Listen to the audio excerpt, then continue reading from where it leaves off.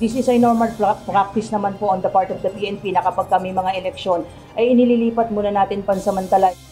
Aalisin muna sa kanilang kasalukuyang pwesto ang nasa 327 na pulis na mayroong kamag-anak na tatakbo sa barangay at sangguniang kabataan election sa Oktubre.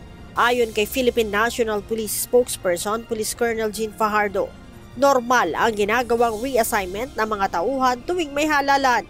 Bukod sa mga kamag-anak, posible rin umanong alisin ang mga pulis na may mga malapit na kaibigang kandidato. Hanggang pinsang buo po, yung mga 4th degree of consanguinity po at affinity po ay sinisikap po natin na ilipat po sila at ialis po doon sa kanilang mga present assignment para hindi rin po maisipan na makaka-impluwensya po sila sa darating po na eleksyon. Maaari pang madagdagan ang naturang bilang pagkatapos ng filing ng Certificate of Candidacy sa September 2. Nauna nang sinabi ni PNP Chief Police General Benjamin Acorda Jr. na ayaw niyang masasangkot sa partisan politics ang mga pulis. Samantala, 27 lugar naman mula Region 6, 7 at BARM ang posibleng pumasok sa red category ngayong halalan.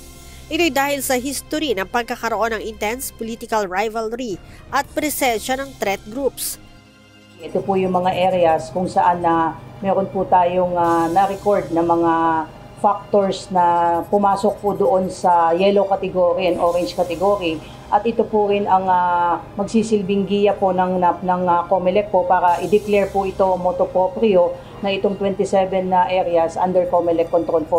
Sa ngayon, patuloy pa ang ginagawang assessment ng PNP sa iba pang mga lugar sa bansa. Leia Ilagan, UNTV, News and Rescue. Diyos ang aming sandigan, serbisyo publiko ang aming pinahahalagahan.